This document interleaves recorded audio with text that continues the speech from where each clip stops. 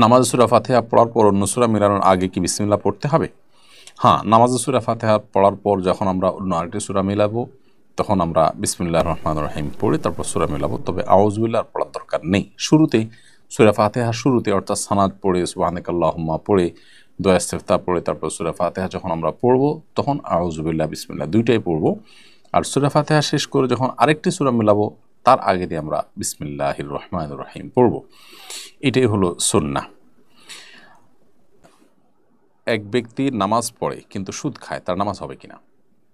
দেখুন, নামাজ পড়ার পর আবার যদি কেউ সুদের কারবারের সাথে জড়িত থাকেন তাহলে তিনি অবশ্যই গুনাহে লিপ্ত এবং যেই ইবাদতের পাশাপাশি বা দোয়ার পাশাপাশি মানুষ গুনাহে লিপ্ত হয়, বিশেষ করে হারাম উপার্জনে লিপ্ত হয়, সেই ইবাদত তাকে কতটা আল্লাহর কাছে প্রিয় পাত্র করবে, তার কতটা উপকারে আসবে সেটা প্রশ্ন সাপেক্ষ বিষয়। তবে দোয়ার ক্ষেত্রে স্পেসিফিক বলা আছে যে হারাম উপার্জনকারী, হারাম ভক্ষণকারী তার দোয়া আল্লাহ তাআলা কবুল করবেন না। আর নামাজও কিন্তু এক প্রকারের দোয়া, সেই অর্থে নামাজটাও আল্লাহর কাছে কবুল হওয়ার সুদূর পরাহত।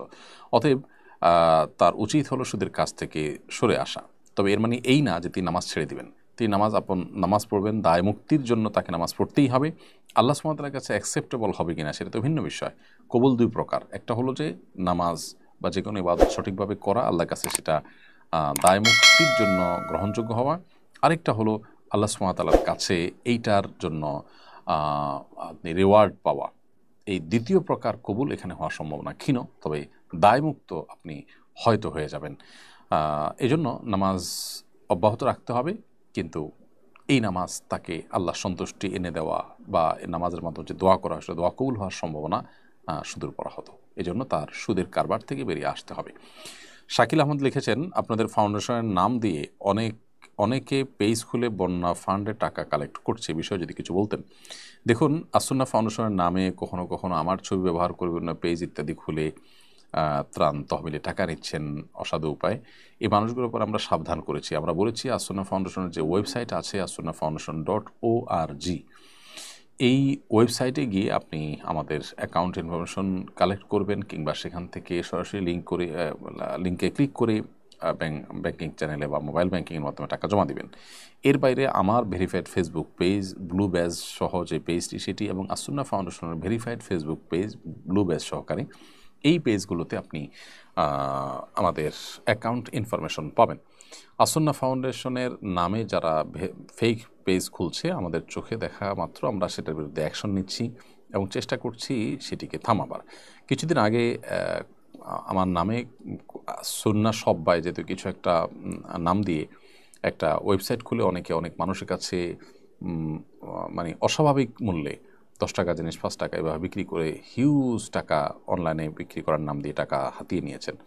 আমরা অবশ্য আইনশৃঙ্খলা রক্ষাকারী বাহিনীর দ্বারস্থ হয়ে সে ব্যক্তিকে ভোলা থেকে গ্রেপ্তার করিয়েছিলাম। তো সবাইটা তো আমাদের নজরেও আসে না এবং সবসময় অ্যাকশন নেওয়ার সুযোগও থাকে না, কিন্তু সাধ্য অনুযায়ী আমরা চেষ্টা করি যে সাধারণত এগুলোর বিরুদ্ধে অ্যাকশন নেওয়ার জন্য। আপনারা আপনাদের জায়গা থেকে অনুগ্রহ করে মানুষকে সচেতন করবেন, এটি আমাদের বিনীত অনুরোধ রইল, যাতে করে কোনো মানুষ তাদের দ্বারা প্রতারিত না হয়। সৈয়দ সাব্বির আল মাদানী আপনি লিখেছেন, মৃত ব্যক্তিকে কাফনের কাপড় পরানোর পর কাপড় অবশিষ্ট থাকলে তা দিয়ে কি কিছু বানানো যাবে? অবশ্যই। আপনি কাফনের উদ্দেশ্যে কাপড় কিনেছেন, কাফন হয়ে গেছে, অতিরিক্ত যে কাপড়টা রয়ে গেছে আপনি কিনেছেন, আপনি এটাকে যে কোনো কাজে ব্যবহার করতে পারবেন। কাফনের কাপড় থেকে বেঁচে যাওয়া কাপড় আর কোনো কাজে ব্যবহার করা যাবে না, ব্যাপারটা সেরকম না। পরিবর্তিত অবস্থার সুযোগ নিয়ে একদল নারীবাদী সম্পত্তিতে নারীদের সমান অধিকার চাইছে। ত্যায্য সম্পত্তির বন্টন সম্পর্কিত ইসলামের বিধান কেউ অস্বীকার করলে তার বিধান কি? কোরআনে কারিমে বাবা মায়ের সম্পদে সন্তানদের যে অধিকারের কথা বলা আছে, এটিকে যদি কেউ অস্বীকার করে, এটিকে যদি কেউ অমান্য করে কিংবা কেউ যদি মনে করে যে না এটা অচল, ভিন্ন কোনো বিধান চায়, তো সে সুস্পষ্টভাবে কাফির এবং ইসলাম থেকে খারিজ হয়ে যাবে। কারণ আল্লাহর সুস্পষ্টভাবে কোরআনে কারিমে বর্ণিত কোনো আদেশ বা নিষেধকে যদি কেউ অস্বীকার করে বা সেটা বিরুদ্ধাচরণ করে, তার ইমানদার থাকবার কোনো সুযোগ নাই।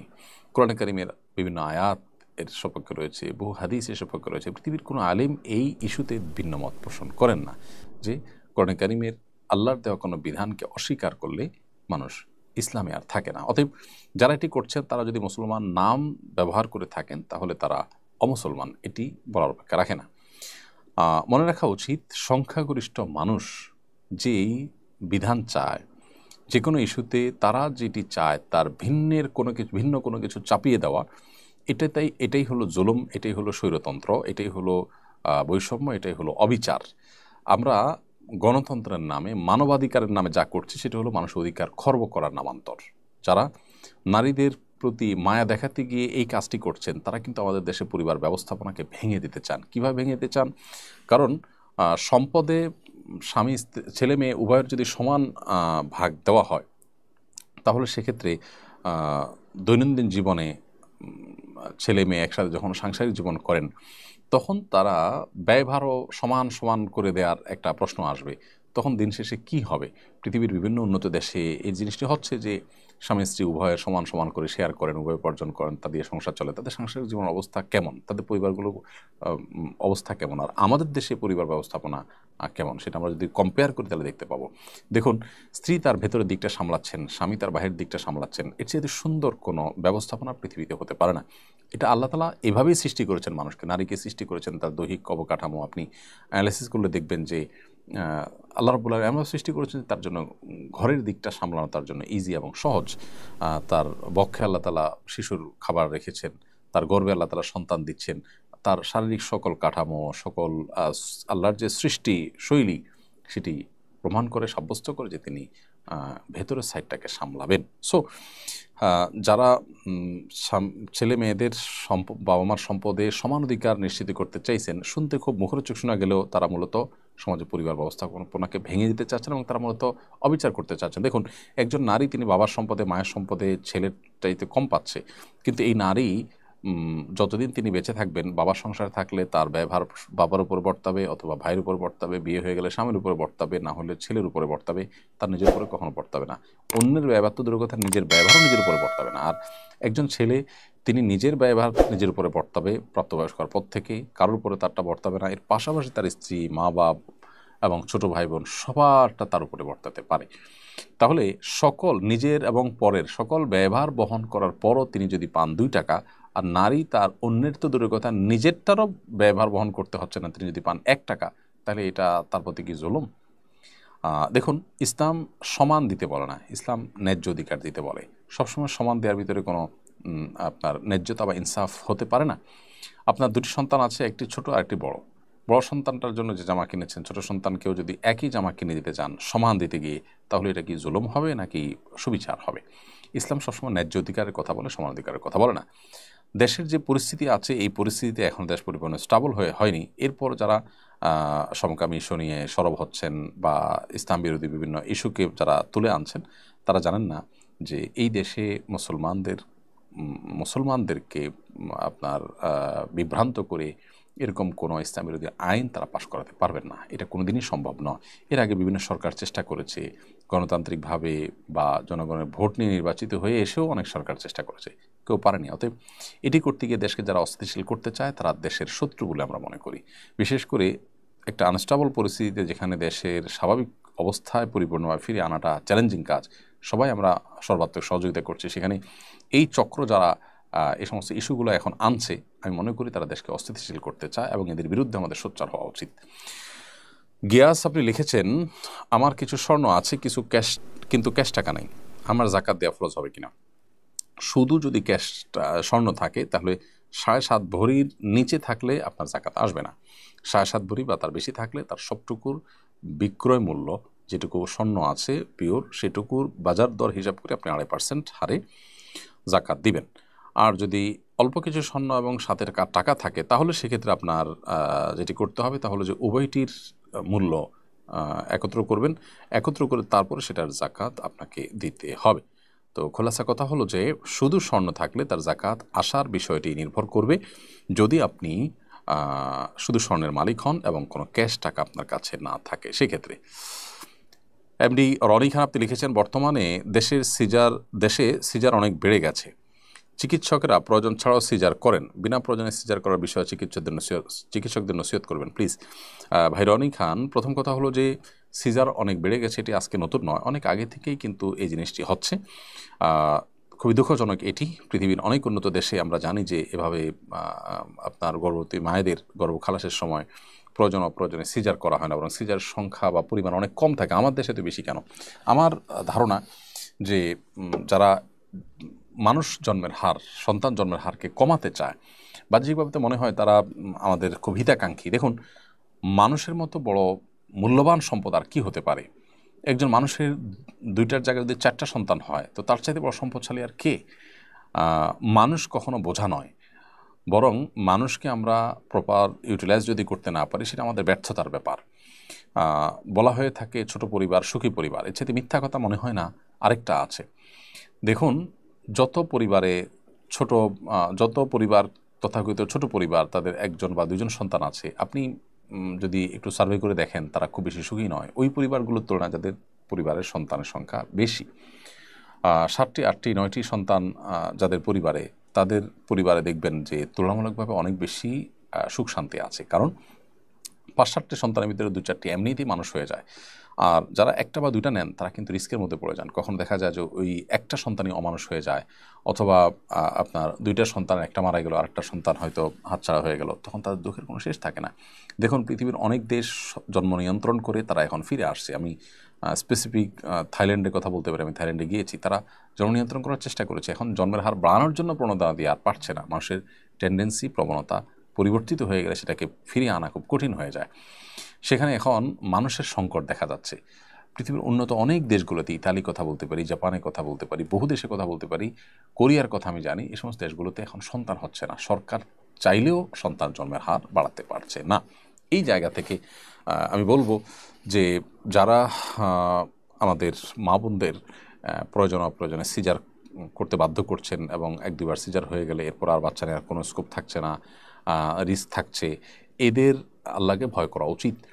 এবং আমরা যারা চিকিৎসা নিচ্ছি, তারাও এক্ষেত্রে যথেষ্ট সচেতন হতে হবে, দায়িত্বশীল হতে হবে, এবং খেয়াল রাখতে হবে যে কোনোভাবেই যাতে আমাদেরকে বিপদগামিতার পথে নেওয়া না হয়। আল্লাহর ভয় আছে এরকম চিকিৎসকের পরিমাণ খুবই কম, কিন্তু যাদের মধ্যে এরকম আল্লাহর ভয় আছে, আখিরাতে জবাবদিহিতার চেতনা আছে, তাদের কাছে চিকিৎসা নেবেন, এবং নিজেরাও যত্নশীল থাকবেন যাতে সম্ভব, যাতে নর্মাল ডেলিভারি হয়। নর্মাল ডেলিভারি হওয়ার জন্য ফিজিক্যাল মুভমেন্ট, প্রচুর পানি পান করা সহ আরও ডাক্তাররা যে সমস্ত পরামর্শ দিয়ে থাকেন, সেগুলো আমাদের আমলে নেওয়া উচিত। আর সেই সাথে আল্লাহর ভয় ডাক্তারদের করা উচিত, যারা প্রয়োজনে অপ্রয়োজনে সিজার করছেন শুধুমাত্র বিলটা বাড়ানোর জন্য, কিংবা তথাকথিত জন্ম নিয়ন্ত্রণের এজেন্ডা বাস্তবায়ন করবার জন্য। যদি এরকম কেউ করে থাকেন, আল্লাহর কাছে কিন্তু কিয়ামতের ময়দানে তাকে পাই পাই করে হিসাব দিতে হবে, এবং জবাবদিহি করা লাগবে।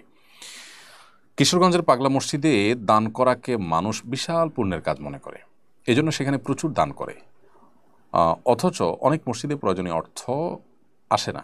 দয়া করে জানাবেন, বিশেষ কোনো মসজিদে দান করার অধিক কোনো ফজিলত আছে কিনা। প্রথমত, পৃথিবীতে 3টা মসজিদ, মক্কার মসজিদে হারাম, মদিনার মসজিদে নববী, এবং ফিলিস্তিনে মসজিদুল আকসা, এই 3টা মসজিদ ছাড়া অন্য যে মসজিদগুলো আছে, সব মসজিদগুলো সাধারণ।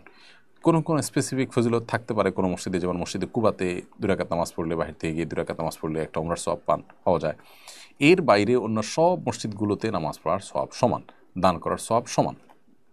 দান করার ক্ষেত্রে সওয়াবের কম বেশি নির্ভর করতে পারে মসজিদের গুরুত্বের বিচারে। একটা জায়গা খুব ইম্পর্টেন্ট জায়গা, সেখানে অনেক মানুষের নামাজ পড়া দরকার, মসজিদ নাই সেখানে, বা মসজিদ জরাজীর্ণ, সেখানে দান করলে, সেখানে যদি তাদের কোনো ব্যবস্থা না থাকে এলাকাবাসীর, তো আপনি বেশি সওয়াব পাবেন। এটা ভ্যারি করবে বা নির্ভর করবে আপনার পরিস্থিতির উপরে। কিন্তু পাগলা মসজিদ এমন কোনো মসজিদ না যেখানে দান করলে অতিরিক্ত সওয়াব হবে, বা সেখানে দান করলে মনের আশা পূরণ হবে। এটি মানুষের নিছক ধারণা, অনেক দিন থেকে চলে আসছে। এই ধারণা থেকে সেখানে মানত করলে বা সেখানে দান করলে সেটা বরং একটি ভুল কাজ হিসাবে বিবেচিত হবে। পাগলা মসজিদের যে অনেক বেশি দানের টাকা থাকে, এই টাকাগুলো কি করা উচিত? এই প্রশ্ন উত্তর আমরা বলতে চাই যে যে কোনো মসজিদের ফান্ডে যদি অনেক বেশি টাকা চলে আসে, যেটা ওই মসজিদের প্রয়োজন নাই, ইসলামী শরিয়ার বিধান অনুযায়ী ওই টাকাটা অন্যান্য মসজিদের জন্য ব্যয় করা হবে। অর্থাৎ যেই খাতে ডোনার দান করেছেন, দাতারা দিয়েছেন, সেই খাতে যদি প্রয়োজন না হয়, তাহলে সিমিলার যে খাতগুলো আছে, যেমন মসজিদের জন্য দিচ্ছে, তাহলে অন্য মসজিদের জন্য আপনি ব্যয় করতে পারেন। এটা যারা তত্ত্বাবধায়ক আছেন, যারা দায়িত্বে আছেন, তারা করতে পারেন। অতএব অন্যান্য মসজিদের উন্নয়নমূলক কাজে এই টাকাটা তারা ব্যয় করে দিবেন। আর আমরা যারা এরকম মসজিদকে দানের জন্য ফিক্সড করে নেই এবং মনে করি যেখানে দান করলে আমার বিশেষ কোনো লাভ হবে বা বিশেষ সওয়াব হবে, তারা সম্পূর্ণ ভুলের মধ্যে আছেন এবং এই জায়গাতে তাদের বেরিয়ে আসা উচিত। ইসলামে কোনো কুসংস্কারের কোনো স্থান বা সুযোগ কিন্তু নেই। অতএব এই জিনিসটা আমাদের প্রত্যেককে জানতে হবে। আজকাল অনেককে দেখা যায় যে শুধুমাত্র এই পাগলা মসজিদই নয়, এরকম আরও বিশেষ জায়গাকে তারা দানের জন্য নির্ধারণ করেন, ইবাদতের জন্য নির্ধারণ করেন। নবী সাল্লাল্লাহু আলাইহি ওয়াসাল্লাম বলেছেন, লা তুশাদ্দুর রিহালু ইল্লা ইলা সালাসাতি মাসাজিদ, 3টি মসজিদ ছাড়া পৃথিবীতে অন্য কোনো মসজিদে দূর থেকে সফর করে যাওয়া, অর্থাৎ সওয়াবের উদ্দেশ্যে সেখানে গেলে সওয়াব হবে, এরকম করে যাওয়া জায়েজ নাই। অথচ আমি অনেক জায়গার কথা জানি যে এরকম মানুষ করে। যেমন রাজশাহী এয়ারপোর্ট থেকে আপনি যখন নওগাঁর দিকে যাবেন বা বগুড়ার দিকে যাবেন, পথে যেতে হাতের বামে একটা বড় দিঘি পড়ে এবং ঐতিহাসিক একটা মসজিদ পড়ে। সেখানেও হিন্দু মুসলিম অগণিত মানুষ আসে এবং টাকা পয়সা দিতে থাকে, মানত করে থাকে। এগুলো সবগুলোই কিন্তু কুসংস্কারাচ্ছন্ন বিষয়। এরপরে হুজুর এই আইডি থেকে একজন লিখেছেন, আপনার প্রতি কৃতজ্ঞতা জানানোর ভাষা নেই, সারাদিন কাজ করে এখন আবার প্রোগ্রামে আপনার মতো হাজার হাজার শেখ আহমদুল্লাহ আছি আমরা। ধন্যবাদ আপনাকে ভাইরা। এটা আসলে এমন কিছু না, আমি তো আর বস্তা টাই নাই, অন্য ভাইয়েরা বস্তা টেনেছেন। আমি বস্তা টানতে চাই আসলে, কিন্তু যেহেতু আমি বস্তা টানতে গেলে সেখানে আরও ভিড়ের সৃষ্টি হয়, অন্যরা বরং কাজ করতে গিয়ে অসুবিধা তৈরি হয়, সেই জন্য আমরা আসলে মানে কায়িক পরিশ্রমটা চাইলেও করতে পারি না বা করতে পারিনি। সো আমি আসলে তো এমন কিছু করি নাই যে এখন আবার লাইভে আসতে আমার জন্য কষ্ট হয়েছে। আমি সেখানে উপস্থিত হয়েছি, যতটুকু পেরেছি মানুষকে সাক্ষাৎ দিয়েছি, সময় দেওয়ার চেষ্টা করেছি, আবার এখন লাইভে এসেছি। এটি খুবই স্বাভাবিক একটি বিষয়। আপনারা আপনাদের উদার চিন্তার কারণে, উদার মানসিকতার কারণে এটাকে অনেক বড় কাজ হিসাবে দেখাচ্ছেন। আল্লাহ তাআলা আমাদের সবাইকে অনেক বেশি নেকামল আল্লাহর সন্তোষের জন্য করার তৌফিক দান করুন ইনশাআল্লাহ বিদিনিল্লাহ। আমরা আমাদের সাধ্য অনুযায়ী দিনের কাজ, মানুষের সেবার কাজ এবং কোরআন হাদিসের খেদমতের কাজ আমরা চালিয়ে যাব। আল্লাহ যেন আমাদেরকে সেই তৌফিক দান করেন এবং আল্লাহ যেন আমাদেরকে ইখলাস দেন, রিয়া লৌকিকতাকে থেকে বাঁচিয়ে রাখেন। সেজন্য আপনাদের কাছে আমি একান্তভাবে দোয়া চাই। সাদিকুর নাহার আপনি লিখেছেন, সেনাবাহিনীর ট্রেনিংয়ের সময় দাড়ি রাখতে দেওয়া হয় না, ট্রেনিংয়ের সময় নিরুপায় হিসেবে দাড়ি কাটতে পারবো কিনা? নিরুপায় হিসাবে আপনি কেটেছেন, আল্লাহর কাছে এর জন্য তওবা করবেন, ইস্তিগফার করবেন, ক্ষমা প্রার্থনা করবেন এবং দিনের অন্যান্য গুরুত্বপূর্ণ বিষয় বা এর চাইতেও গুরুত্বপূর্ণ ফরজ বিধান যেগুলো আছে সেগুলোতে আপনি খুব বেশি মনোযোগী হবেন এবং চেষ্টা করবেন যখনই সুযোগ পাবেন তখনই আপনি দায় রাখার। এমনিতে দায় রাখা যেহেতু ওয়াজিব, অতএব ওয়াজিব তরক করতে হয় এরকম কোনো কাজে আমাদের যাওয়া উচিত নয়। কিন্তু আমরা জানি পৃথিবীটা অনেক বেশি সংকীর্ণ হয়ে আসছে আমাদের জন্য এবং পায়ের তলা আমাদের মাটি থাকছে না। তো এরকম পরিস্থিতিতে আমরা নিরুপায় হয়ে যদি কোনো গুনাহ সাময়িক সময়ের জন্য আমার গুনাহে লিপ্ত হতে হয় বা কোনো ওয়াজিব আমরা আমল করতে না পারি, এককালীন কোনো একটা আমল থেকে আমাকে বঞ্চিত থাকতে হয়, তাহলে গুনাহ তো হবেই, কিন্তু আমি আল্লাহর কাছে ওজর পেশ করতে পারি। আশা করা যায় যে আমি যদি তওবা করি আল্লাহ তাআলা আমাকে সেটা মাফ করবেন। আর যদি এরকম পরিস্থিতিতেও আপনি দৃঢ়তার উপর থাকতে পারেন, আজিমতের উপরে থাকতে পারেন, তো সেটা হবে অধিকতর উত্তম, অধিকতর আপনার অন্তর অবস্থিত তাকওয়ার প্রমাণ। বিধায় এরকম চাকরি যেখানে গেলে আমাকে গুনাহে লিপ্ত হতে হবে বা কম্প্রোমাইজ করতে হবে শরীয়তের বিধিবিধানকে, সেখানে আমি যাওয়া জরুরি কেন? আল্লাহ জমিন সংকীর্ণ হয়ে গেলেও হালাল উপার্জন করে বেঁচে থাকার জন্য কোনো রকম ডাল ভাত জোগাড় করার জন্য অনেক ব্যবস্থা এখনও আছে। সো দুটি বিষয় এখানে, একটা হলো আপনি যোগ দিয়ে ফেলেছেন বা চলে গেছেন, এখন আপনি দায় রাখতে পারছেন না, তো আপনি ইস্তেগফার করুন এবং দ্রুততার সাথে দায় রাখার মতো পরিবেশে যেন ফিরে আসেন সেই চেষ্টা করুন। আমি জানি সেখানে অফিসার র্যাঙ্কে যাওয়ার পরও অনুমতি নিতে হয়। সো যেখানে আল্লাহর ইবাদত করতে আমাকে অনুমতি নেওয়া লাগবে এবং আরও নানাবিধ গুনাহে লিপ্ত হইতে হবে, সেখানে একজন দিনদার মানুষ পরিপূর্ণ দিন প্র্যাকটিস করতে চান সিরিয়াস তাকওয়ার ক্ষেত্রে, তার জন্য বিকল্প কোনো উপার্জনের সোর্স তিনি গ্রহণ করা উচিত বলে আমি মনে করি। তবে সেই সাথে যদি আপনি সেখানে যাওয়ার আগে থেকেই আপনি জানেন, শুধু এটাই নয়, এমন কোনো জায়গায় আপনি চাকরি করতে যাবেন যেখানে গেলে আপনি জানেন গুনাহে লিপ্ত হতে হবে, তাহলে সেটাকে অ্যাভয়েড করবেন যদি আপনার কাছে এর চাইতে উত্তম কোনো বিকল্প থাকে। আর যদি কোনো বিকল্প না থাকে, অনন্য উপায় থাকেন, তাহলে এটা আপনার জন্য জায়েজ হবে নিরুপায় হিসেবে। ইউনিয়ন পরিষদের এক চেয়ারম্যান দুধ দিয়ে গোসল করে নির্দিষ্ট একটা দলের রাজনীতি ছাড়ার ঘোষণা দিয়েছেন। দুধ দিয়ে গোসল করলে কি মানুষ পাপমুক্ত হয়? বিষয়টা শরীয়ভিত্তি আছে কিনা? পাপমুক্ত হওয়ার যথাযথ পদ্ধতি কি? দেখুন, পাপমুক্ত হওয়ার জন্য শরীয়ত তওবা তত্ত্বের কথা বলেছে আমাদেরকে। তওবা তত্ত্ব হলো মানুষ অনুতপ্ত হয়ে, লজ্জিত হয়ে নিজেকে ভৎসনা করে তার অবস্থানকে পরিবর্তন করবেন, আল্লাহ সুবহানাহু ওয়া তাআলার কাছে মাপ চাইবেন, এটাই তওবা তত্ত্ব। ইসলাম মানুষের পাপ থেকে মুক্ত হওয়ার জন্য, পাপ থেকে ফিরে আসার জন্য তওবা তত্ত্বের কথা বলে। এই যে দুধ দিয়ে গোসল ইত্যাদি করার কথা আমাদের সমাজে বলা হয় বা প্রচলন আছে, ভারতবর্ষে অনেক প্রাচীনকাল থেকে এটি আছে যে মানুষ কোনো ভুল অবস্থান থেকে বেরিয়ে আসার জন্য দুধ দিয়ে গোসল করে পবিত্র হওয়ার চেষ্টা করেন। এটি একান্তই অনুচিত এবং শরিয়াত দৃষ্টিকোণ থেকে একটি ভুল কাজ। কারণ প্রথমত দুধ দিয়ে গোসল করার ফলে অপচয় হয়, বিধায় অপচয়কারী শয়তানে ভাই সেটি একটি গুনাহের কারণ। আরেকটি বিষয় হলো যে এখানে যে দুধ দিয়ে গোসল করার মাধ্যমে আসলে পাপমুক্ত হওয়ার কোনো সুযোগ নেই। কোনো মানুষ যদি খাঁটি অন্তরে তওবা না করেন, উপর দিয়ে তিনি দুধ মনও যদি ঢালেন, তিনি আল্লাহর কাছে ক্ষমাপ্রাপ্ত হবেন না।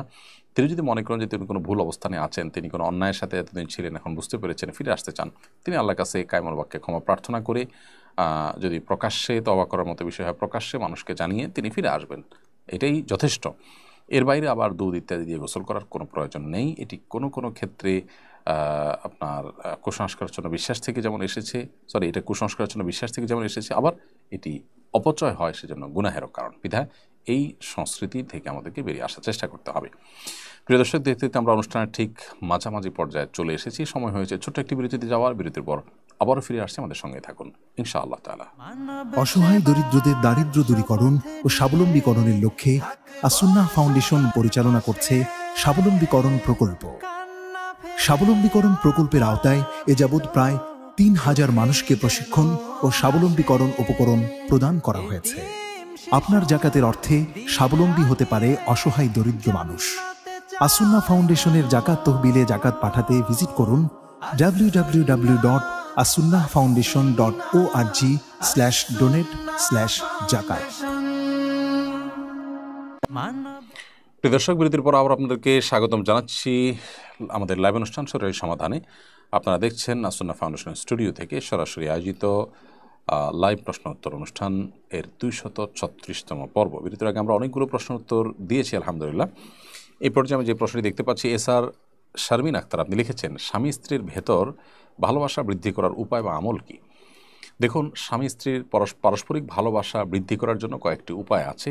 তার প্রথমটি হলো, এমনিতেই কমন আমল হলো সালামের মাধ্যমে পারস্পরিক ভালোবাসা তৈরি হয়। নবী সাল্লাল্লাহু আলাইহি ওয়াসাল্লাম সে বিষয়ে আমাদেরকে পরামর্শ দিয়েছেন, পরস্পরকে সালাম আদান প্রদান করলে ভালোবাসা বৃদ্ধি হয়। আরেকটি বিষয় তিনি বলেছেন যে মানুষ যখন হাদিয়া আদান প্রদান করে, উপহার আদান প্রদান করে, তখন তাদের মধ্যকার ভালোবাসা তৈরি হয়। অতএব স্বামী স্ত্রীকে, স্ত্রী তার সাধ্য অনুযায়ী স্বামীকে উপহার দিবেন, সারপ্রাইজ দিবেন, আনন্দের কারণ হয় সে বিষয়গুলো তাকে উপহার হিসেবে দিবেন। তার ক্ষুদ্র সামর্থ্য থাকলে ক্ষুদ্র সামর্থ্য দিয়ে কোনো উপহার দিবেন। এর মাধ্যমে পারস্পরিক ভালোবাসা বৃদ্ধি হয়। আরেকটি দোয়া আছে আল্লাহ সুবহানাহু ওয়া তাআলার কাছে, সেই দোয়া করা যেতে পারে যে আল্লাহুম্মা ইন্নী আসআলুকা হুব্বাক, আল্লাহ আপনার ভালোবাসা আপনার কাছে চাই, ওয়া হুব্বু মান ইউহিব্বুক, আপনাকে যারা ভালোবাসেন তাদের ভালোবাসা চাই, ওয়া হুব্বা আমালিন ইউকাররিবুনি ইলা হুব্বিক, এবং এমন আমলের প্রতি ভালোবাসা চাই আপনার কাছে যে আমলটি আপনার কাছাকাছি আমাকে নিয়ে যাবে। তো এটি অবশ্য আল্লাহর ভালোবাসা লাভের এবং আল্লাহর প্রিয় মানুষ স্বামী বা স্ত্রী যদি নেককার হয় তাহলে তাদের ভালোবাসা লাভের জন্য দোয়াটা আমরা পড়তে পারি। এর বাইরে স্বামী এবং স্ত্রী একে অন্যের যে কনসার্নের জায়গাগুলো, সেগুলোতে খুব গুরুত্বের সাথে ফোকাস দেওয়া গুরুত্বপূর্ণ এবং ভালোবাসা বৃদ্ধির জন্য সহায়ক। স্বামী তার স্ত্রীর বাবার বাড়ি এবং স্ত্রীর যে সমস্ত বিষয়গুলোতে তিনি আহত হন সেগুলোকে সর্বোচ্চ অ্যাভয়েড করা। ঠিক একইভাবে স্ত্রী তার স্বামীর কোন কোন বিষয়ে তিনি আহত হতে পারেন বা কোন বিষয়গুলো তিনি অপছন্দ করেন সেগুলোতে সর্বোচ্চ সতর্ক থাকা। স্ত্রী নিজেকে সাজগোজ এবং সুন্দরভাবে উপস্থাপন করা, স্বামী নিজের সর্বোচ্চ সুন্দর আচরণ দেওয়া, স্ত্রীর আপনার স্বীকৃতি দেওয়া, এগুলো সবগুলো সুন্নাহ দ্বারা সাব্যস্ত। কিন্তু নবী সাল্লাল্লাহু আলাইহি ওয়াসাল্লাম দাম্পত্য জীবনে এগুলো সবগুলোর উপর আমল করেছেন। অতএব এগুলো ইনশাআল্লাহ দাম্পত্য জীবনে সম্পর্ককে ভালো করতে এবং ভালোবাসা বৃদ্ধি করতে সহায়ক হবে ইনশাআল্লাহ তাআলা। মোহাম্মদ হোসেন লিখেছেন, সাদ্দাদের জান্নাতে প্রবেশ করার যে কাহিনী আমাদের সমাজে প্রচলিত, এটা কতটুকু সত্যি? সাদ্দাদ তার সময়কালের নবীর কথা শুনে, নবী তাকে যখন আহ্বান করেছেন তাওহীদের পথে, ঈমানের পথে আসার জন্য, তখন কি পাবেন সে বিনিময় জানতে চাইলে যখন জান্নাত পাবেন শুনেছেন, তখন সাদ্দাদ নাকি নিজে নিজে জান্নাত তৈরি করেছেন। অনেক বছর ধরে তার বিভিন্ন বিবরণের কথা শোনা হয়, লোকমুখে প্রচলিত আছে, এবং সেই জান্নাতে প্রবেশ করার আগে সে ধ্বংস হয়েছে ইত্যাদি ইত্যাদি। এইটি একেবারেই অপ্রমাণিত একটি কাহিনী, যেটি বিভিন্ন ইসরায়েলি বা ইহুদিদের বর্ণিত বিভিন্ন বর্ণায় পাওয়া যায়। কোরআন কিংবা নবী সাল্লাল্লাহু আলাইহি ওয়াসাল্লাম থেকে বর্ণিত কোনো সুন্নাহ দ্বারা, কোনো হাদিস দ্বারা এটি প্রমাণিত নয়। এই জন্য সাদ্দাদের জান্নাত নির্মাণ, জান্নাতে প্রবেশ করার যে কাহিনী, এটি একেবারেই অবান্তর এবং অবাস্তব। এ বিষয়ে অনেক বড় বড় মুহাদ্দিসগণ মন্তব্য করেছেন, অনেক বড় বড় ফকিহগণ অনেক বড় বড় ইতিহাসবিদগণ মন্তব্য করেছেন। এবং আমাদের দেশে মার্কাজুদ দাওয়াহ আল ইসলামিয়া একটা ইসলামী গবেষণা প্রতিষ্ঠান, সেখান থেকে প্রকাশিত যে গবেষণা পত্রিকা আল কাউসার, সেখানেও এ বিষয়ে লিখেছেন তারা যে এটি সম্পূর্ণই ভিত্তিহীন একটি ঘটনা, যদিও এটি আমাদের কাছে বেশ পপুলার এবং জনপ্রিয় একটি ঘটনা। বৃহত্তর নোয়াখালীতে বন্যা পরিস্থিতি অত্যন্ত ভয়াবহ। আপনি সরাসরি সেখানে উপস্থিত হয়ে কাজ করেছেন বলে দেখলাম। আরও যারা কাজ করছে তাদেরকে আপনার অভিজ্ঞতার আলোকে কী পরামর্শ দিবেন? যারা নোয়াখালী, লক্ষ্মীপুর, চাঁদপুর, কুমিল্লা বা ফেনী যে সমস্ত এলাকাগুলো বন্যা কবলিত সে সমস্ত এলাকায় কাজ করতে যাচ্ছেন, আমরা তাদেরকে বলতে চাই, প্রথমত স্থানীয়ভাবে আপনাদের একটা ভলান্টিয়ার টিম থাকতে হবে যাওয়ার আগে, যারা আপনাদেরকে সার্ভে করে বলতে পারবে যে কোন এলাকায় আসলে ত্রাণ পৌঁছায় না, সেই এলাকায় পৌঁছানোর উপায়গুলো কী, কোন রুটে আপনি যাবেন না যাবেন। অনেক রাস্তাঘাট ভেঙে গেছে বন্যার পানিতে, তাহলে কোন দিকে যাবেন এবং যাওয়ার ক্ষেত্রে কী নিয়ে যাবেন না যাবেন, নৌকার ব্যবস্থা থাকবে কি না, কত দূরে যাবেন, এই বিষয়গুলো আপনাদের স্থানীয়ভাবে যে সমস্ত লোকজন আছেন তাদের সাথে যোগাযোগ করে আপনাদের করলে ভালো হবে। স্থানীয় আলেমুল আমাদের সহযোগিতা নিতে পারেন। দ্বিতীয়ত, সেখানে নিড কিসের মানুষের, যেমন একেবারে বন্যা যখন চরম আকারে পৌঁছে যায় তখন শুকনো খাবারের নিড থাকে, কিন্তু একটা পর্যায়ে পানি নামতে শুরু করলে মানুষের কিন্তু তখন ভারী খাবার অর্থাৎ চাল ডাল ইত্যাদির প্রয়োজন হয়। অতএব ওই নিডটাকে আপনারা জেনে তারপরে যাবেন। তৃতীয়ত, মনে রাখতে হবে যে অল্প সামান্য কিছু ডোনেশন নিয়ে আমরা যদি চলে যাই তো সেটাতে যতটা উপকার হবে গরিব অভাবী মানুষের, তার চেয়ে বেশি আমার নিজের জাস্ট একটা শখ পূরণ হবে। তো এটা আমার বেনিফিট হচ্ছে, গরিবের বেনিফিট বা দুস্থ মানুষের বেনিফিট হচ্ছে না। আরেকটা গুরুত্বপূর্ণ বিষয় হলো যে ফটো সেশন প্রয়োজন ছাড়া মানুষকে জবাবদিহিতার জন্য যতটুকু দরকার হয় ততটুকু করলেন, এর বাইরে অতিরিক্ত ফটো সেশন করা খুবই অনুচিত একটি কাজ, সেটা থেকে আমাদেরকে বেঁচে থাকতে হবে। আল্লাহ তাআলা আমাদের তৌফিক দান করুন। শোয়েব কবির আপনি লিখেছেন, সফর মাসের করণীয় সম্পর্কে জানতে চাই। সফর মাস এটি আরবি বা হিজরি বর্ষের মাসগুলোর মধ্যে থেকে একটি। এই মাসের আলাদা সুনির্দিষ্ট কোনো করণীয় নেই। অন্য 10টি মাসের মতো এই মাসটিতেও আমরা আল্লাহর ফরজ বিধানগুলো মেনে চলব, গুনাহগুলো থেকে বেঁচে থাকার চেষ্টা করব। আলাদা করে সফর মাসের জন্য ভিন্ন কোনো করণীয় নাই। এমনকি সফর মাস সম্পর্কে কোনো বিধিনিষেধ নাই। সফর মাস সম্পর্কে অনেক কুসংস্কার আরবদের মধ্যে প্রচলিত আছে যে এটাতে এই মাসে অমুক কাজ করা যায় না, তমুক কাজ করা যায় না ইত্যাদি। এগুলো সম্পূর্ণ কুসংস্কার। অন্য 10টি সময়ের মতো এই সময়ে যে কোনো কিছু করতে পারবেন এবং যে কোনো রুটিন ভালো কাজগুলো, ফরজ ইবাদতগুলো আপনাকে সম্পাদন করতে হবে। সার্জারির মাধ্যমে টাক মাথায় কৃত্রিম চুল লাগানো জায়েজ আছে কিনা? কৃত্রিম চুল স্থাপন করা মাথাতে এটি গুনাহের কথা, কারণ এটি এক ধরনের প্রতারণা, এক ধরনের নিজের প্রকৃত অবস্থাকে লুকানো, ভিন্ন কোনো রূপে নিজেকে জাহির করার প্রচেষ্টা, যে সেই জায়গা থেকে ইসলাম এটিকে নিষেধ করে। অতএব এই কৃত্রিম চুল মাথায় স্থাপন করা জায়েজ নেই। এজন্য কৃত্রিম চুলের ব্যবসা করাও জায়েজ নেই। আল্লাহ রাব্বুল আলামিন মানুষকে যেই হালতে রেখেছেন সেই হালতেই থাকবেন। এটা এমন বিষয় না যে এটা আসলে অসুস্থতা বিধায় এটা আপনি ট্রিটমেন্টের জন্য উদ্যোগ নিলেন। হ্যাঁ, আপনার কোনো জায়গায় দাঁত পড়ে গেছে, সেখানে দাঁত স্থাপন করেছেন, আপনার আঙ্গুল পড়ে গেছে, সেখানে আপনি এমন কিছু স্থাপন করেছেন যাতে চলতে উঠতে সুবিধা হয়, পাও ভেঙে গেছে, সেখানে আপনি স্ট্রেচার ব্যবহার করলেন বা এমন কিছু লাগালেন যেটাতে আপনি পায়ে চলার কাজ হয়, এগুলো ট্রিটমেন্টের অংশ। কিন্তু এর বাইরে আপনার আল্লাহর সৃষ্টিতে পরিবর্তন করার সুযোগ নেই। যেটা স্বাভাবিকত্ব সেটাকে আপনি পরিবর্তন করবেন, বা যেটা রোগ নয় সেটাকে আপনি ট্রিটমেন্ট এর নাম দিয়ে আপনি আল্লাহর সৃষ্টিতে পরিবর্তন করবেন, সেটা কিন্তু সুযোগ নেই। এখানে আমাদের একটা জিনিস মাথা থাকা দরকার। অনেকে মনে করতে পারে যে মাথা থেকে চুল পড়ে যাওয়া, টাক হয়ে যাওয়া, এটা তো একটা অসুস্থতা। তো অসুস্থ হলে আপনি সেটার জন্য যাতে চুল পড়া বন্ধ হয় সে উদ্যোগ নিতে পারেন, বা চুল যাতে গজায় মাথা থেকে সে উদ্যোগ নিতে পারেন। কিন্তু পরচুলা লাগানো আর নিজের অবস্থাকে লুকানোর চেষ্টা একই জিনিস। এখান থেকে মানুষ প্রতারিত হবে। বিবাহ শাদী বলুন, কাজকর্ম বলুন, নানান বিষয়ে নানান অসুবিধা তৈরি হতে পারে। এই জন্য এটা জায়েজ নেই। আপনি বলতে পারেন যে তাহলে মাথার চুল আমি অল্প বয়সে পড়ে গেছে, অথচ আমার বয়স বেশি নয় কিন্তু দেখাচ্ছে বেশি, তাহলে আমি কি করব? এটার জন্য আপনি মাথায় টুপি দিয়ে রাখতে পারেন, রুমাল দিয়ে রাখতে পারেন, অথবা আপনার প্রকৃত বয়স আপনি বিভিন্নভাবে তো প্রকাশ করতেই পারবেন। এক কথায় এই পরচুলা ব্যবহার করা এটাকে উলামা কেরাম জায়েজ বলেন না। অনেক জায়গায় আরবি ক্যালিগ্রাফি করতে গিয়ে বাধার সম্মুখীন হয়েছেন ক্যালিগ্রাফাররা। বিষয়টিকে আপনি কিভাবে দেখেন? দেখুন, ক্যালিগ্রাফি যদি ইংরেজি হতে পারে, বাংলায় হতে পারে, তাহলে আরবি হতে সমস্যা কোথায়? এদেশে শত শত বছরের ঐতিহ্য অ্যারাবিক ক্যালিগ্রাফি। এদেশের প্রাচীন যে সমস্ত আপনার পুরাকীর্তি আছে, বিল্ডিং ভবনগুলো আছে, সেগুলোতে আপনি দেখবেন যে অ্যারাবিক ক্যালিগ্রাফি রয়েছে। তাজমহলের মতো জায়গায় যেটা নিয়ে আমরা গর্ব করছি সেটা পরিপূর্ণ অ্যারাবিক ক্যালিগ্রাফি দিয়ে, কোরআনের আয়াত দিয়ে। অতএব আমরা যদি ভাষা হিসাবে সব ভাষাকে আল্লাহর সৃষ্টি মনে করি, তাহলে কোনো ভাষার প্রতি আমাদের অবজ্ঞা থাকা উচিত না। ইংরেজি ক্যালিগ্রাফি হতে পারে, বাংলা ক্যালিগ্রাফি হতে পারে, অ্যারাবিক ক্যালিগ্রাফি হতে পারে। এটা যারা করছে তারা সেকেলে, তারা পশ্চাৎপদ এবং তারা পিছিয়ে আছেন আমি মনে করি। অন্য 10টি ভাষার মতো এদেশের সংখ্যাগরিষ্ঠ মানুষ যে ভাষার প্রতি তাদের ধর্মীয় কারণে বিশেষ ভালোবাসা আছে, সেই ভাষার ক্যালিগ্রাফি হতে সমস্যা কোথায়? অন্য যে কোনো ভাষায় হতে পারে, সেই ভাষার ক্যালিগ্রাফি হতে যদি কেউ বাধা দান করেন তাহলে সেটি বাড়াবাড়ি ছাড়া কিছুই নয়।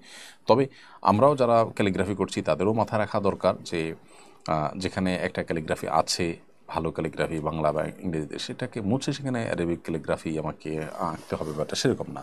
তারাও যেন সীমালঙ্ঘন না করেন, বাড়াবাড়ি না করেন, সে বিষয়টিও খেয়াল রাখতে হবে। এমনি মাউ হোসাইন সাব্বির আপনি লিখেছেন, কি করলে অভাব অনটন চলে যাবে, সুখে শান্তিতে জীবনযাপন করা যাবে? ভাই মাউ হোসাইন সাব্বির, অভাব অনটন দূর হওয়ার জন্য, সুখ শান্তি আসার জন্য আল্লাহ সুবহানাহু ওয়া তাআলার উপর ভরসা করে হালাল উপার্জনের জন্য সর্বোচ্চ লেভেলের সিরিয়াস থাকতে হবে আপনাকে। ফরজ ইবাদতের পরে আপনি সবচেয়ে বেশি সিরিয়াস থাকবেন হালাল উপার্জনের জন্য। আমরা অনেকে আমাদের ইবাদত বন্দেগীর পাশাপাশি হালাল উপার্জনের জন্য সেরকম সিরিয়াসনেস আমাদের মধ্যে থাকে না। আমরা চাই দোয়া দুরুদের মাধ্যমে আল্লাহ তাআলা আমাদেরকে সকল আল্লাহর নেয়ামত রিজিক ইত্যাদি দিয়ে দেয়। আল্লাহ চাইলে দিতে পারেন, কিন্তু এটা আল্লাহ তাআলা সুন্নাহ বা নিয়ম নয়। সুন্নাতুল্লাহ ফিল আরদ বা পৃথিবীতে আল্লাহর নিয়ম হলো যে যে পরিশ্রম করবে তাকে আল্লাহ তাআলা ফসল দিবেন। অতএব আমাদের পরিশ্রমী হতে হবে। এর পাশাপাশি আপনি প্রত্যেক নামাজের পর মসজিদ থেকে বের হওয়ার সময় দোয়া পড়বেন, আল্লাহুম্মা ইন্নী আসআলুকা মিন ফাদলিক, আল্লাহ আপনার কাছে আপনার অনুগ্রহ চাই। এখানে অনুগ্রহ চাই বলতে আল্লাহ আপনার কাছে আপনার দেওয়া রিজিক চাই, যে রিজিক আপনি আমাকে দিবেন সেটাতে আমার জীবন ধারণের ব্যবস্থা হবে, সেটা আমি চাই। মসজিদ থেকে বের হওয়ার সময় রিজিক চাওয়ার নিয়ত করে এই দোয়া পড়ে আপনি বের হবেন এবং বিসমিল্লাহ বলে যে কোনো কিছু শুরু করবেন। সকালের দিকে কাজকাম করবেন, তখনকার সময় আল্লাহ তাআলা বরকত দান করেন। এভাবে আপনি কাজ করবেন। আর মনে রাখবেন, নবী রাসূলগণ তাদের জীবনে খাদ্য, পানীয়, পরিধেয় এই সমস্ত বিষয়গুলোতে অনেক বেশি তারা সমৃদ্ধ ছিলেন। ব্যাপারটা কিন্তু তা নয়। সুখ শান্তি এটি আপেক্ষিক বিষয়। আল্লাহ তাআলা যাকে ওই দিনের খাবার দিয়েছেন, তিনি সুস্থ সবল শরীরে আছেন, নবী সাল্লাল্লাহু আলাইহি ওয়াসাল্লাম ওই ব্যক্তিকে সুখী মানুষ হিসেবে নিরূপণ করেছেন। অনেক মানুষ আছেন তারা অঢেল সম্পদ না হলে নিজেকে সুখী মনে করেন না, এটা তার মানসিকতার ব্যাপার। এই জন্য সেই জায়গাটাতেও আমাদেরকে ফোকাস করতে হবে। রাশেদ পাটোয়ারি আপনি লিখে